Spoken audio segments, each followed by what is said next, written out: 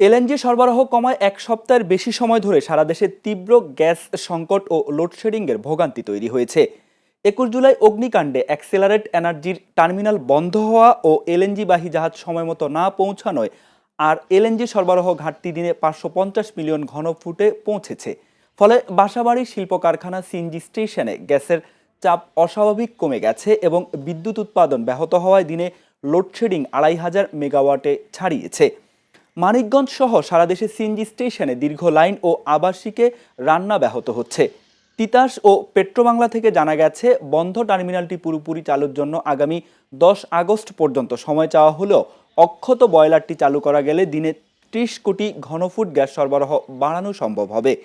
স্বাভাবিক জীবনযাত্রা ফেরাতে গ্রাহকরা দ্রুত পদক্ষেপ দাবি করেছেন।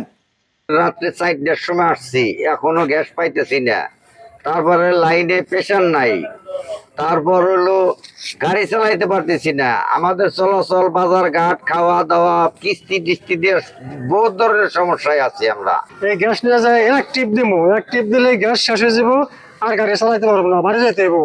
আবার কালকে আইসা আবার এই টাইমে আবার গ্যাস নিতে হইব, 4টা বাজে আসা লাগবো। অত আমাকে সংসার চলে না। এই জেলে না গ্যাস পাই, এই গ্যাস আমার কিছুই হয় না। ঘন্টার পর ঘন্টা বসে থাকি, গ্যাস পাই না। 100-150 গ্যাস নেই, 2-3 ঘন্টা চালাইলে গ্যাস শেষ হয়ে যায়। আবার ফের সিরিয়াল দিতে, সিরিয়াল ধরলে 5 ঘন্টা 7 ঘন্টা লাগে গ্যাস নিতে।